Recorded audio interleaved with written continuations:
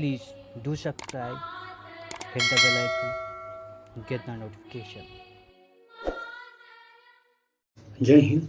आप सभी को सत सत नमन। हम लोगों ने अरावली श्रेणी को देखा था। हम लोग माउंटेन रेंज देख रहे हैं। प्रायद्वीप भारत में माउंटेन रेंज को हम लोग पढ़ रहे हैं। हम लोगों ने अरावली रेंज को पढ़ा। अब हम लोग पढ़ते हैं विंध्यन रेंज। क्या? विंध्यन रेंज। विंध्यन रेंज।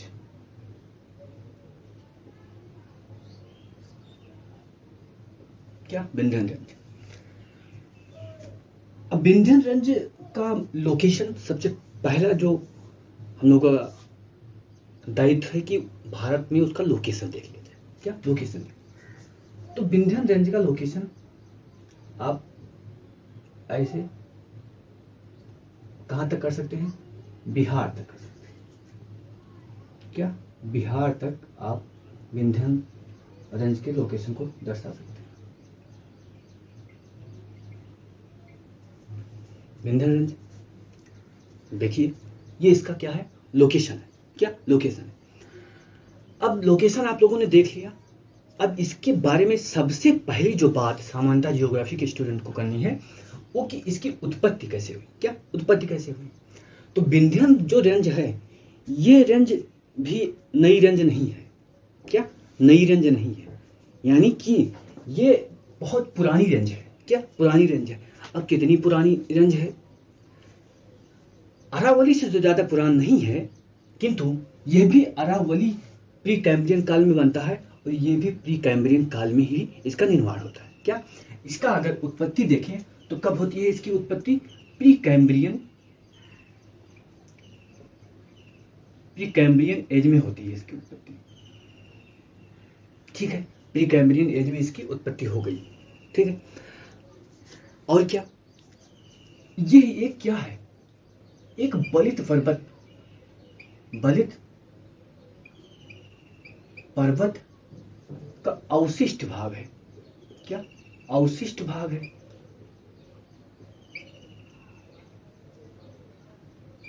चलो ये भी जान लिया सर जी कि बलित पर्वत का अवशिष्ट भाग है।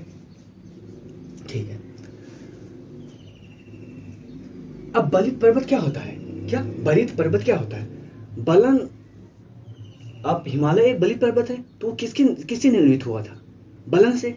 और बलन होगा तो किस पर? अवसाद पर बलन सामान्यतः जल्दी पड़ता है, तो अवसाद से निर्मित हुआ है कह सकते हैं। क्या? इसको क्या कह सकते हैं? अवसाद से निर्मित हुआ है।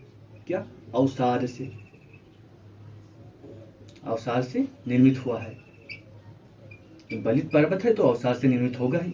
ठीक है, अब अवसाद से निर्मित अगर होता है तो अवसाद कहीं जमा भी होगा।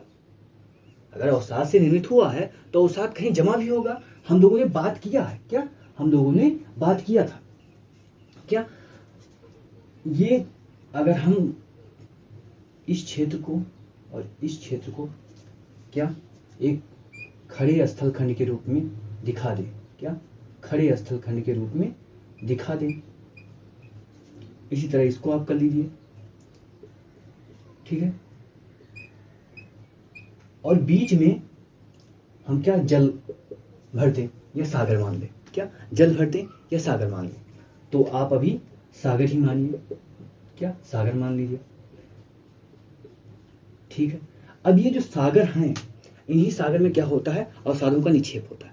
हमने आपको बताया था कि ये जो उथले सागर होते हैं, क्या उथले जो सागर होते हैं उनको क्या कहते हैं? भूसन्नति। क्या कहते हैं? भूसन्नति। भूसन्नति क्या होते हैं?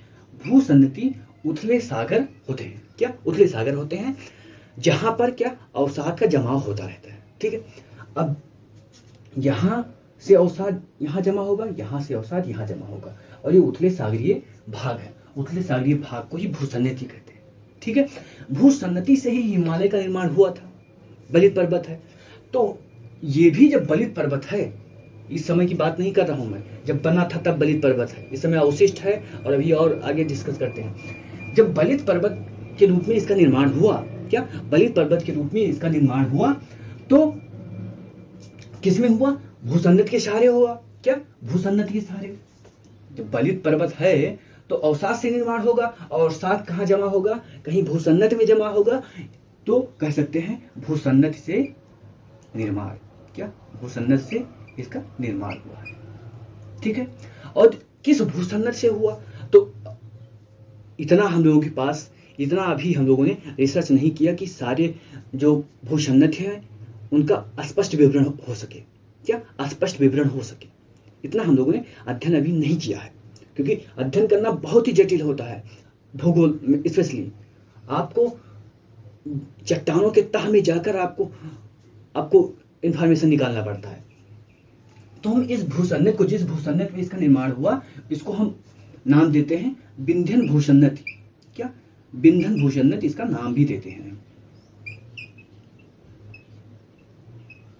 विंध्यन भूसन्नति से इसका निर्माण हुआ। दो स्थलखंड रहे होंगे और एक भूसन्नति रही होगी, और उसी भूसन्नति से इसका निर्माण हुआ। ठीक है,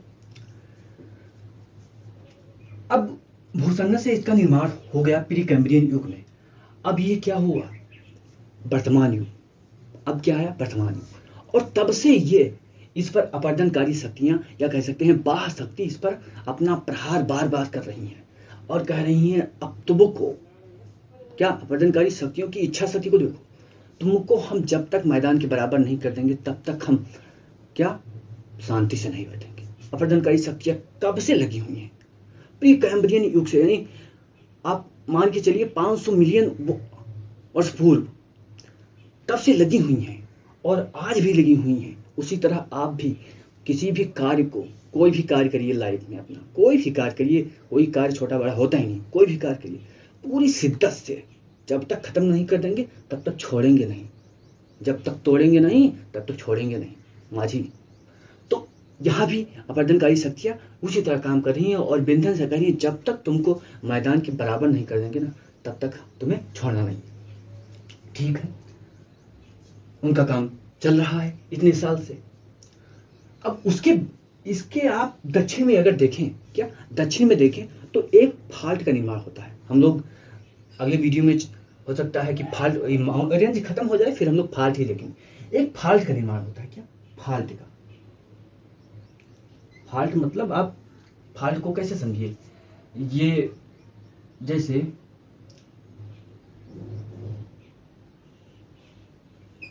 ये दो क्या है? स्थल खंड है। क्या है? स्थल खंड है। ठीक है, और बीच में संपीड़नात्मक शक्ति या तनाव, टेंशनल या कंप्रेशनल, क्या टेंशनल या कंप्रेशनल के द्वारा ये थोड़ा हटे तो ये जो पार्ट था ये नीचे धंस गया। अब ये नीचे जो धंस गया, जो रास्ता बना, इसी को फाल्ट बोलते हैं। ठीक है, फाल्ट को हम लोग पढ़ेंगे भारत में कितने फाल्ट हैं। तो ये फाल्ट का क्या हुआ? निर्माण हुआ। क्या? फाल्ट का निर्माण हुआ। अब ये जो इसका दक्षिणी भाग है ये क्या? बहुत धंस गया। विंध्यन श्रेणी का दक्षिणी भाग बहुत ज्यादा धंस गया। ठीक है, धंस गया। और यहां आप देखेंगे मालवा का पठार, वो भी इसकी तुलना में क्या है? नीचा है। क्या नीचा है। ठीक है, नीचा है। अब बताना क्या चाहते हैं? बताना मैं ये चाहता हूं, जैसे आप देखिए यहां पर कोई जब पर्वत, कोई पर्वत जब इस रूप में होता है, इस रूप में होता है, इस रूप में, यानी कि ये क्षेत्र क्या हो? नीचा हो, और यह क्षेत्र क्या हो? नीचा हो, यानी इधर क्षेत्र भी नीचा और इधर क्षेत्र भी नीचा, तो उस पर्वत को बोलते हैं ब्लॉक पर्वत। क्या? ब्लॉक पर्वत। हम लोग पर्वत पढ़ेंगे तब वहां देखेंगे कि पर्वत कितने प्रकार के होते हैं, बलित पर्वत और अवशिष्ट पर्वत। ठीक है, तो बलित पर्वत तो है ही, बलित पर्वत तो है ही है, लेकिन बलित पर्वत के रूप में निर्माण हुआ था। वर्तमान समय में आप देखेंगे तो ये ब्लॉक पर्वत इस समय है। इस समय किस पर्वत का उदाहरण है? ब्लॉक पर्वत का उदाहरण है। समझ में आया? ब्लॉक पर्वत का उदाहरण है। क्वेश्चन आएगा तो आपको बताना है क्या? ब्लॉक पर्वत। ठीक है, अगर ऑप्शन है तो, क्योंकि वर्तमान समय में तो वही है। बलित पर्वत तो वो अपरदनकारी शक्तियां उनको घरा मिला के क्या कर दिया? समाप्त करने की कोशिश में लगी हैं। और फाल्ट के निर्माण से दोनों तरफ इनका जो कह सकते हैं ये नीचा क्षेत्र है, इसलिए इनको ब्लॉक पर्वत नाम दिया गया। तो हम लोगों ने सामान्य जानकारी, उत्पत्ति से संबंधित सामान्य जानकारी हम लोगों ने ले ली है। अब विंध्यन श्रेणी से संबंधित सामान्य जानकारी जो प्री में पूछे जा सकते हैं उस पर हम लोग बात करते हैं। क्या? उस पर बात करते हैं। उत्पत्ति को हम लोगों ने देख लिया। अब अगला महत्वपूर्ण जो तथ्य है वो क्या है उसको हम लोग देखें। पहले ये क्वेश्चन पूछा जा सकता है कितने राज्य में ये फैला हुआ है। क्या? कितने राज्य में फैला हुआ है। अब यहाँ से आप देखेंगे और यहाँ सासाराम तक जाएंगे। क्या? सासाराम तक जाएंगे यानी ये जो क्षेत्र है गुजरात है। क्या? गुजरात है। तो गुजरात से शुरू होता है। क्या? गुजरात से शुरू होता है। गुजरात का क्षेत्र है जिसका नाम है जोवात। क्या? जोवात। जोवात गुजरात से ही शुरू होता है और कहाँ लग जाता है? सासाराम। सासाराम, सासा नहीं, सासाराम। सासाराम बिहार। तो ये दो राज्य तो आपको समान सी बात है, तुरंत याद हो गए। और कौन से राज्य बीच में पड़ते? ये देखो यहीं पर तो एमपी पड़ता है। क्या? एमपी तो मध्य प्रदेश हो गया। विंध्यन रेंज का अधिकांश भाग एमपी में ही है। क्या? एमपी में है। अब एमपी के आगे आप देखिए कौन सा राज्य पड़ेगा। क्या? कौन सा राज्य पड़ेगा? गुजरात हो गया, एमपी हो गया। अब एमपी से आगे चलिए, थोड़ा भाग आपको छत्तीसगढ़ में भी मिलेगा। क्या? थोड़ा भाग आपको छत्तीसगढ़ में भी मिलेगा। तो CH लिख दें। क्या? छत्तीसगढ़ भी लिख दिया हमने, छत्तीसगढ़ हो गया। बिहार हमने लिख ही दिया है। और आपको थोड़ा भाग इसका कहाँ पर मिलेगा? यूपी में भी मिलेगा। क्या? यूपी में भी मिलेगा। तो 5 राज्य आपको के हो गए। क्या? 5 राज्य हो गए। यानी 5 राज्यों से ये श्रेणी क्या है? गुजरती है। ठीक। अगला, इसकी लंबाई अगर देखें, क्या इसकी लंबाई, तो इसकी लंबाई 1050 किलोमीटर है। क्या? 1050 किलोमीटर, 1050 किलोमीटर लंबाई में ये फैली हुई है। ठीक है।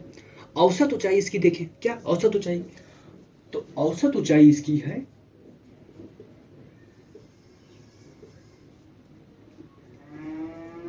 400 से 600। क्या? औसत ऊंचाई इसकी 400 से 600 मीटर है। 600 मीटर इसकी औसत ऊंचाई है। और अब हम लोगों ने बात किया ही, ये ढाल देखेंगे, ये ढाल उत्तर का, ये उत्तर भाग हो गया, ये दक्षिण हो गया। तो उत्तर का ढाल कम है। क्या? उत्तर का ढाल कम है यानी कि मंद ढाल है। क्या? उत्तर में देखेंगे तो मंद ढाल है, मंद ढाल है।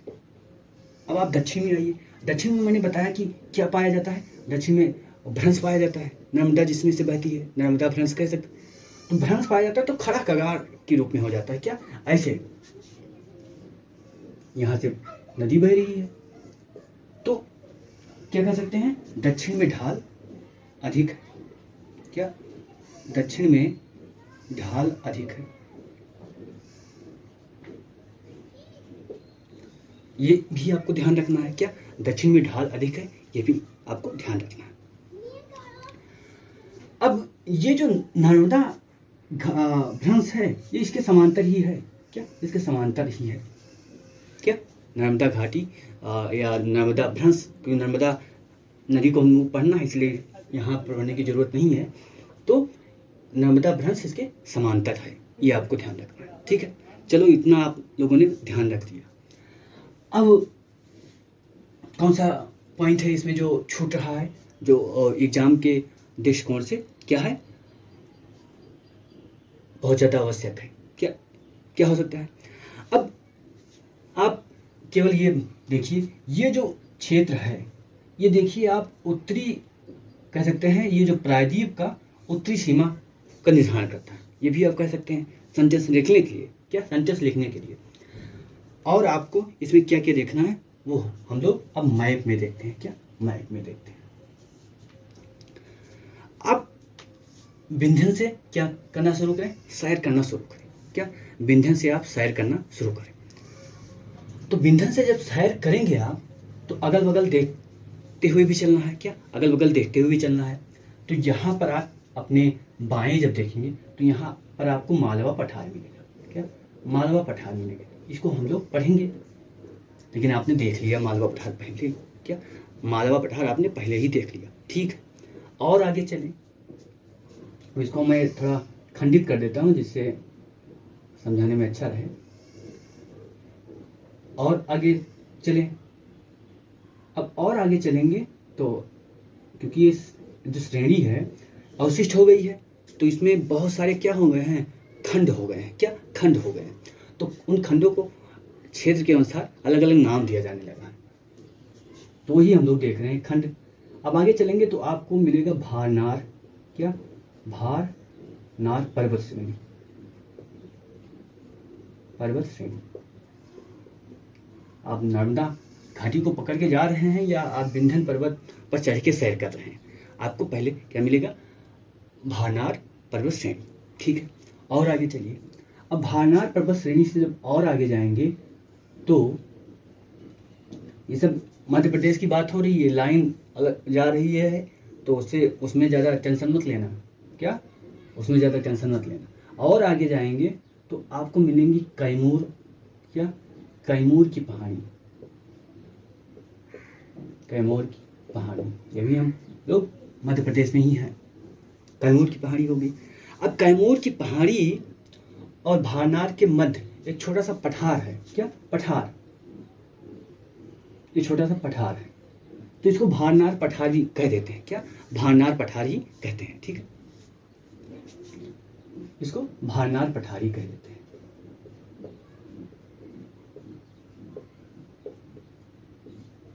ठीक है, अब कैमूर पहाड़ी पर पहुंचे, आपने चारों तरफ निगाह घुमाया। अब वहां से आप थोड़ा दक्षिण देखने का मन करते हैं। थोड़ा दक्षिण देख लीजिए, कितना कगार है, कितना मतलब वो है, तो आप दक्षिण देखने का प्रयास करते हैं। तो यहाँ पर आपको मिलेगा सोनपुर की पहाड़ियाँ। क्या? सोनपुर की पहाड़ी। क्या मिलेगा आपको? सोनपुर की पहाड़ी। ठीक है, अब ये कैमूर जो है, कैमूर पहाड़ी में ही क्या मिलता है? मैहर मिलता है। क्या? मैहर कभी घूमने जाइए तो कैमूर पहाड़ी में मिलेगा। और कैमूर पहाड़ी ये उत्तर प्रदेश तक ही इसका विस्तार है। उत्तर प्रदेश में कैसे पाया जाएगा? विंध्य कैसे पाया जाएगा? तो ये कैमूर उत्तर प्रदेश में जाता है। क्या? कैमूर जाता है। ये उत्तर प्रदेश, मध्य प्रदेश, उत्तर प्रदेश और बिहार तीनों को टच करता है। ये कैमूर को देखेंगे तो यूपी, एमपी और बिहार तीनों को टच करता है। ठीक है, और ये कैमूर पहाड़ी में ही मैहर का क्या पाया जाता है? मैहर वाली जो का मंदिर है वो कैमूर में ही पाया जाता है। क्या? मैहर वाली। तो इतना आपको इसके संदर्भ में देखना है। और ये सब किसके भाग हैं? ये विंध्य श्रेणी के ही भाग हैं। क्या? विंध्य श्रेणी के भाग हैं। ठीक है, और जब ये श्रेणी आप देखेंगे ये क्षेत्र तो बहुत क्या है? कगार है। क्या? दक्षिण का क्षेत्र ढाल बहुत है, यानी कि कगार है। तो यहाँ पर छोटे मतलब कुछ कम ढाल है, तो उसको पठार बोल दिया जाता है। विंध्यन पठार। क्या? विंध्यन पठार भी बोल दिया जाता है कभी कभी, तो ये भी ध्यान रखना। तो इतना आपको विंध्यन के बारे में जानना है, विंध्यन श्रेणी के बारे में इतना जानना है। ठीक है, और इसके बाद हम लोग देखेंगे अगला श्रेणी सतपुड़ा हो सकता है, मैकाल हो सकता है। ठीक है, तो आज के लिए इतना ही। फिर मिलते हैं अगले वीडियो में, तब तक के लिए जय Hind. Please do subscribe, hit the bell icon, get the notification.